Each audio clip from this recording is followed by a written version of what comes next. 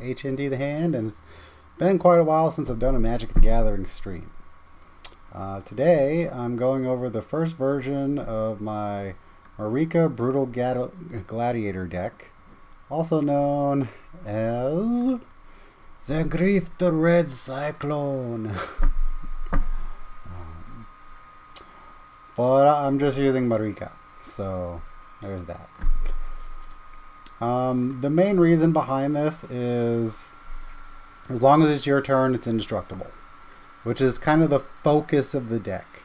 It has bonuses in addition to that. Must be blocked if able. Whenever it deals damage to a creature, if that creature was dealt excess damage this turn, that creature's controller sacrifices a non-creature, non-land permanent. So excess damage is just anything over the top. So if they have a 6 toughness or less, you're killing something else. Now, the alternative to this commander for the indestructibility is probably Zurgo. Really similar idea. They don't have to block. The difference here is you get white, and white gives you a lot more access to exile, which I knew would be a problem. But that's okay. I'm still running with what I have right now. If it doesn't work, or in the future I need to change it, I'll keep changing it. Because overall it's pretty fun. So back to Maarika. And here is the first tester trial version of the deck. And you want to get to 2 mana, or the bonus 2 mana as quickly as you can, because you want to play Maarika on turn 3. Preferably. So that's Mana Crypt, that's Soul Ring. Now, the One Ring, you have the One Ring for just draw effects. Now, here's some new stuff that you probably aren't playing with. Alpha Deathclaw. Alpha Deathclaw is probably the most ridiculous commander-focused spell, or just most ridiculous spell I've seen in a long time. It's a 6/6 with Menace and Trample for 6, and you kill anything when it comes into play, and then the next turn you can kill anything again by just paying for it. And then you have a 10/10 with Menace and Trample. So there's that. Let's see. We got birds for basic mana ramp. Now here's another awesome creature. Chaos Defiler. When Chaos Defiler enters the battlefield or dies, for each opponent, choose a non-land permanent the player controls. Destroy one of them chosen at random. So it's a 2x effect. You hit one time when it enters and one time when it dies. So there's really no downside whatsoever. And in a one-on-one game, you just blow up whatever you want in a one-on-one game. So it gets even better there. Okay, so we got Delighted Halfling for basic mana ramp. And then we have Devoted Druid, because you play Devoted Druid turn 2, and on turn 3 it can tap for 2, and then you get 5, and you can play Maarika. Ignoble Hierarch for just fast, quick mana. Indoor Raptor, the perfect hybrid. Now, this card is ridiculous. If you get one good attack in with Maarika, it enters with +7/+7 counters on it, and the Enrage ability is really good. Whenever Indoor Raptor, the perfect hybrid, is dealt damage, choose an opponent at random. So in a one-on-one game, it's just one opponent. Indoor Raptor deals damage equal to its power to that player unless they sacrifice a non-token creature. So it has Menace, so they're probably not blocking it. But if they do block it, it has a further negative effect, which I'm very, very, very on board with for a 3-drop. Because if this thing hits, it hits really hard. So then you have Maarika. or Zangief here. Kind of the focus of the deck, the commander. You got Marin. Marin is kind of a leftover from a previous deck that I was trying to make. But the ability is just really, really good. At the beginning of your end step, choose target creature in your graveyard. If that card's mana value is less than or equal to the number of experience counters you can have, return to the battlefield, otherwise put it in your hand. So if you have a creature, you just keep returning it back every time it dies. The deck isn't really creature focused at the moment, but it could be in a future version. Orcish Lumberjack was in here. It sort of is still in here. It's probably going to get cut out because losing that one land is too much for this deck. It really is, surprisingly. Perforos. Whenever another creature enters the battlefield under your control, deals 2 damage to each opponent. So Perforos is 2 damage to each opponent. He's probably literally never becoming a creature ever. Like, ever. So he's there to deal 2 and maybe occasionally pump your creatures. Ravenous Tyrannosaurus. Big bad new 6/6. The Devour 3 is really good. Even if I'm just hitting a mana dork, he becomes a 9/9. And whenever it attacks, deal damage equal to its power to one target creature. Excess damage is dealt to that creature's controller. So there's definitely a big sub-theme here for excess damage.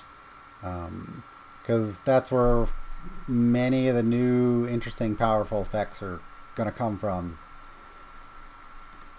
We have Terror of the Peaks. I haven't gotten this in play yet, but the first ability is good, but the second ability is even better. Whenever another creature enters the battlefield under your control, Terror of the Peaks deals damage equal to that creature's power to any target. The Gitrog Ravenous Ride. The deck, again, is not that creature focused yet. I haven't been able to saddle this, which sucks. That's kind of the main point.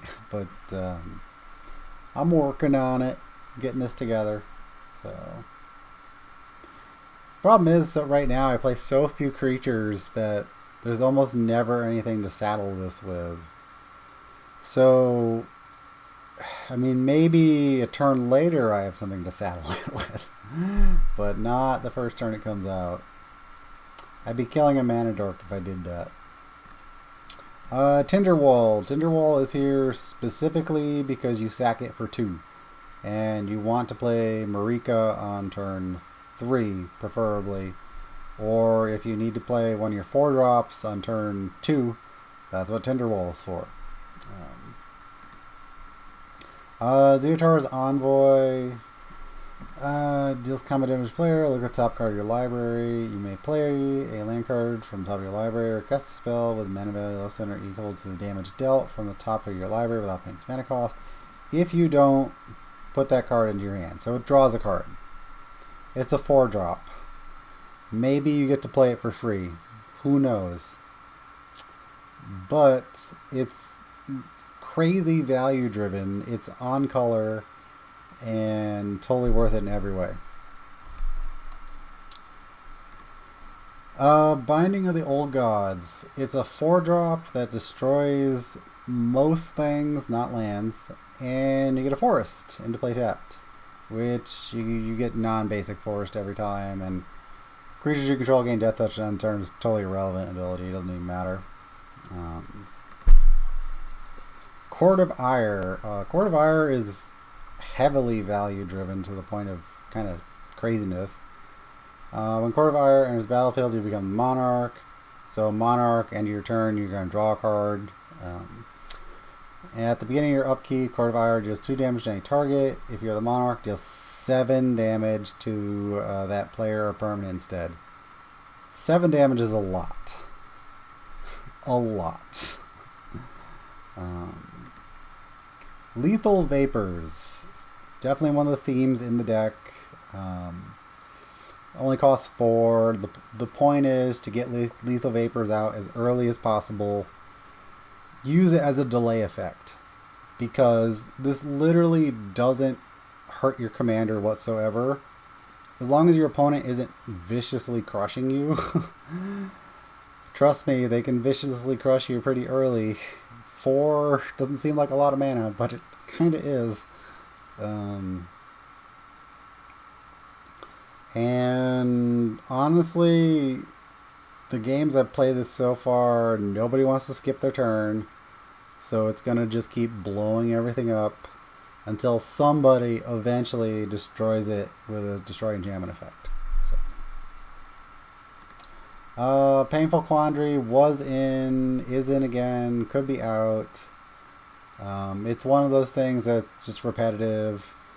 Whenever opponent casts a spell, that player loses 5 life unless they discard a card. I really want to attack this from all angles. This attacks their hand, which I really should do this. The only problem is it's better in blue because there's just blatantly better things to interact with. If you splashed blue and didn't have Maarika as your general, obviously, to control with like Painful Quandary type effects. It's still a potential card. It's in now. It might just get kicked. So. Oh, Pernicious Deed. One of the reasons to play the deck. So you play it turn 3. Sacrifice Pernicious Deed. Destroy each artifact, creature, enchantment with converted mana cost X or less. And theoretically, turn 4, you just blow the board. As long as your opponent isn't doing anything nuts, which they could be. That's kind of how games go. Say Phyrexian Arena, just basic card draw. Ooh, Phyrexian Scriptures. I really like Phyrexian Scriptures. It does everything I want it to do. Chances are I don't need the immediate destroy effect. The point of Phyrexian Scriptures is to get it out early, let it sit there as a threat for a turn, make your opponent waste their whole turn, then blow the board, your creature survives, then you exile their graveyard. This was more of like a later game thing, but it works early as well. This is a really strange card. Rite of the Raging Storm. Creatures named Lightning Rager can't attack you or planeswalkers you control. That's the important part.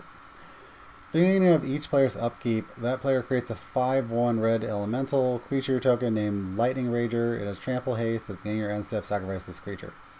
So this was originally in the deck for Zeatora. I'm not making Zeatora right now. I decided on Maarika instead. But it still fits the bill like pretty well. Because I figured if I have perpetual destroy effects in play, why not have a perpetual creature effect and have a bonus for that? Which, if we go back up, one of the bonuses is Perforos. So I would still get the 2 and blow something up every turn with my perpetual destroy effects. Makes sense. River's Ascendancy was kind of like a bonus idea. I'm pretty sure this is going to be cut. The deck's not creature focused enough for this. It's really not. Tainted Ether. Tainted Ether is part of the resource control for creatures. But I, again, do really feel like I need another type of resource control. So whenever another creature comes into play, its controller sacrifices a creature or land. So you play your creature, you sack a land, and you don't care. Simple as that.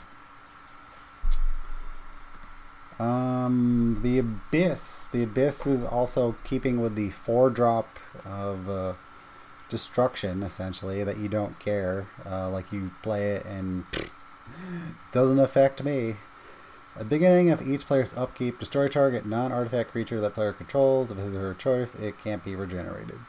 So you play the Abyss, and then you kill a creature of theirs on their turn, and there's no downside whatsoever because on your turn, you just play your general, and it's indestructible. And now we have the Meat Hook Massacre, which blends together with repetitive creatures. So again, you have Rite of the Raging Storm, and you have other effects that blend together with that as well.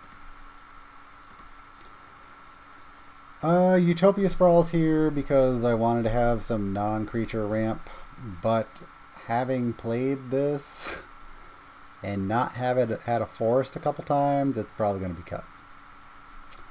Wild Growth, same idea, a little bit easier to play. Maybe cut in the future. Alright, on to instants. So you need to play Assassin's Trophy. You need an anything kill at instant speed. Atomize is a little expensive. Destroy target non-land permanent, proliferate. Maybe keeping it, maybe not. I do play a lot of Planeswalkers, which you'll see soon. Baleful Mastery, by and large, goes in every black commander deck that I have because exile target creature, Planeswalker, or if you're in a pinch, pay 2 and let them draw a card and proceed to not care because you just exiled it instead of destroy. So there's that. Beast Within, Dark Ritual, because again, turn 3, you need 5 mana. So, a la Dark Ritual. Kill, Maim, Burn is an amazing value-driven card, which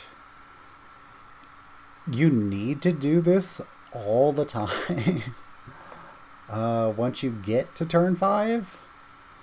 So let's say you don't have early kill for their artifacts and whatever.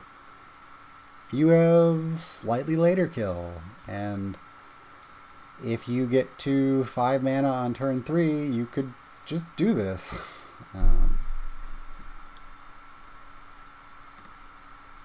Kulgan's Command is the literal same functional idea of Kill, Maim, Burn, and it's quite honestly the same functional version of the card. It just costs less and does less damage. Nature's Claim, because you're either paying 1 mana to destroy an enchantment, 0 mana, or repetitively doing it. So that's what Nature's Claim is for. Putrefy was put in here just for a modal kill spell, artifact, or creature. Return of the Wild Speaker, because I like big draw. You play your commander, you draw 7 cards. Actually, maybe I'm non-human creature. Might be wrong about that. I might have put this in here by mistake. So, greatest power among none. Is this a human? Yep. I made a slight mistake, so I'll probably have to cut that. That's fine. There are six drops you can replace it with, or you can have a non-human creature. I'm really debating making this more creature-centric. Riveter's Charm. Riveter's Charm is modal. It makes them sack a creature. You're using the exile their graveyard. Exile the top 3 cards of your library until your next end step. You may play those cards. So that's really desperate. Like if you're doing that, you really don't want to do that. Sting Study, 5-drop. You draw 7, no downside. Terra Sunder. Exile target artifact enchantment. If the spell is kicked, exile target non-land permanent instead. I can't think of anything better than Terra Sunder for like modal exile here. Very often you want to exile their early game artifact or enchantment for 2. Or if you wait a couple turns, their crazy creature. So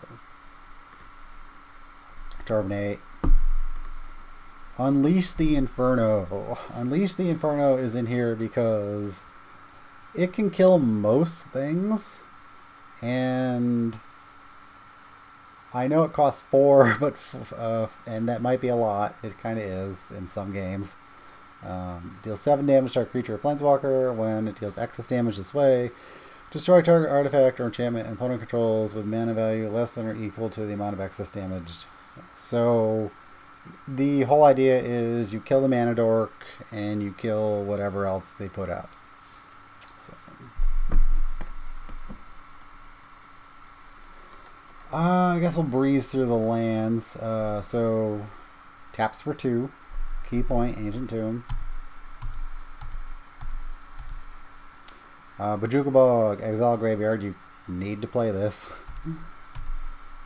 Oh, I gotta talk about Forbidden Orchard. Forbidden Orchard is here because it synchronizes with some of the upper cards like Meathook Massacre. So you have Forbidden Orchard in play, Meathook Massacre, you have a Perpetual Destroy creature effect, and you just tap it for mana every turn, and you have your opponent take 2 damage or lose 1 life and you gain 1 life. So I thought it was really cool that this interacted. Oh, Gaia's Cradle, definitely cut. There's not enough creatures. Gemstone Mine, don't really need it. Cut. So creature lands make a lot of sense. You're blowing the board all the time. Maze of Ith makes a lot of sense. Let's see. For Rexian Tower, for those games where you need to kill your mana dork because you need just 1 more mana and get things into play.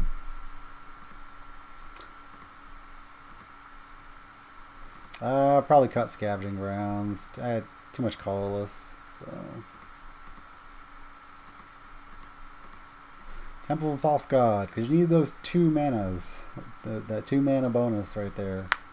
From everything possible that you could possibly shove into the deck to do that.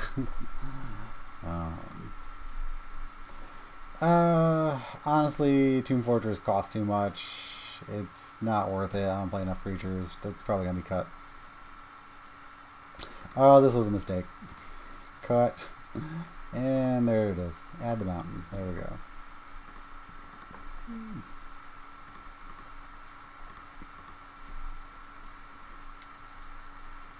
Okay, so now we're in the Planeswalker section.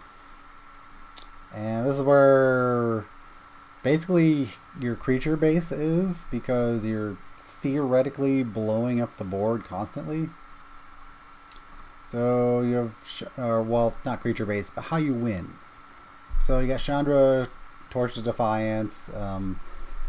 This is like playing Jace. Jace the Mind Sculptor. It's the other reddish version of it that's slightly pushed.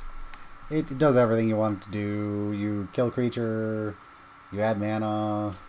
You don't want to exile draw unless you have enough mana available, because most of the things in the deck are expensive.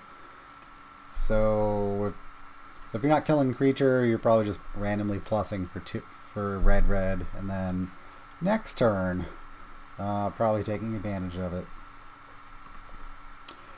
So I know I made these colors for this deck a long time ago. Maybe not exactly these colors, but similar. And there's better stuff now. Fancy that. So Garruk, Cursed Huntsman. So you have create 2/2 black and green wolf creature tokens with whenever the creature dies, put a loyalty counter on Garruk. Actually says each Garruk. Well, that's kind of crazy, but cool. I don't think I have another one. So destroy target creature, draw a card. I really don't care about the emblem. I really don't. But this interacts directly with all the other mass destroy effects. So you use the 0 if you don't have to kill something. Kill both of your creatures. They're either taking 2. Either taking losing 2 life, gaining 2 life, gain 2 life, or they take 4 damage from Perforos. So, Jessica is probably a little bit greedy. Yeah, you play Commander, you play Jessica, you swing. A little greedy, honestly. Oh, Liliana Dreadhorde General. This card's bonkers if you've never seen this card. Whenever a creature you control dies, draw a card. Okay. Create a 2/2 black zombie creature token.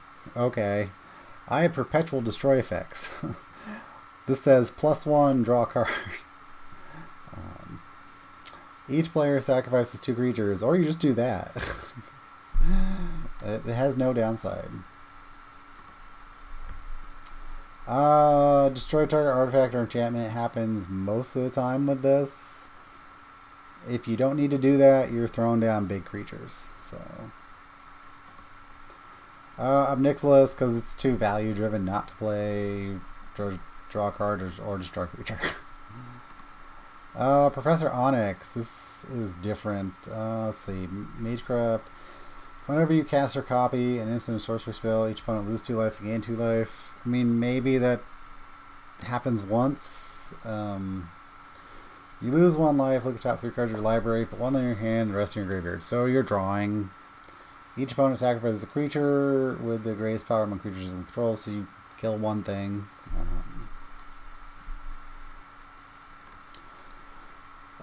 Sarkhan. Sarkhan is an attacker. He's a 4/4 dragon. He also can deal 4 damage to target creature. So same idea as Chandra. Not that great, honestly, but it gets the job done. It's a kill effect and an attack effect. And in a deck that's supposed to be destroying everything with 3 enchantments. But I can honestly tell you, in the many, many games I've played so far, I don't get those enchantments very often, and you have to rely on everything else. That may be the reason for possible redesign, just because of that. But Vraska, destroy target permanent, and then just sits there, and if they kill it with a creature, the creature dies, so no real downside. Another Vraska. Let's see. Draw a card, lose life, and proliferate. So you're playing a lot of planeswalkers. You get multiple counters, potentially. Target creature becomes a treasure artifact with sacrifice this artifact, lose all other types and abilities. So it kills a creature as well. No real downside. And another Vraska. Because you're playing green-black, and that's the green-black planeswalker pretty much. And it makes pirates, and then destroy target artifact, creature, enchantment. Create a colorless treasure artifact token. Oh, and I get the treasure. So there's that. That's weird. They get the treasure. I get the treasure. And eventually, I mean, you're controlling the game. Maybe you could make the life total 1 eventually. But a couple cards left. You got Dreadbore for basic destroy that you need at 2 mana. Pretty bad, actually. Granite Gaze is kind of expensive. Most of the time, you're casting this for 6 and ruining their early game, if they have early game. Molten Collapse. Early game, destroy target creature or planeswalker, or destroy target non-creature, non-land permanent with mana value 1 or less. What is that? So that's Sol Ring. That's always Sol Ring. And you got Witherbloom, also to destroy Sol Ring and maybe a Mana Dork. Or if you don't get that, you can have them lose 2 life and gain 2 life. The mill effect, target player mills 3 cards, you may return a land card from your graveyard to your hand. There was originally a mill return sub-theme here, but that didn't really pan out. That was more Zeatora type-ish deck. And I really don't play a lot of creatures. I only play 16 creatures, which is almost nothing, honestly. So anyway, this has been version 1, and I am going to get this online later, and you can look at it on Moxfield, which there will be links underneath the description of this video. And I'm going to kind of go from there. It's fun to play. It's really cool to kill things with your commander.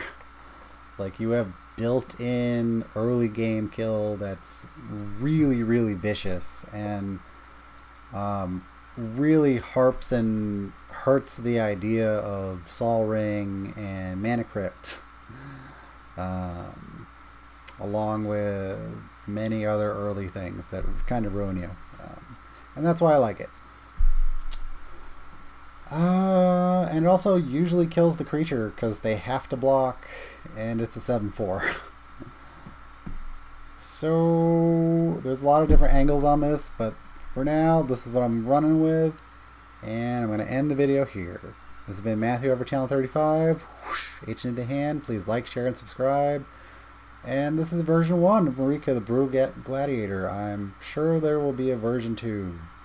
As soon as I figure out the different nuances of this does this, but this does this, and this does this later game. It's like, so many different angles. Anywho, I'll see you later, and have a good day all. Bye-bye.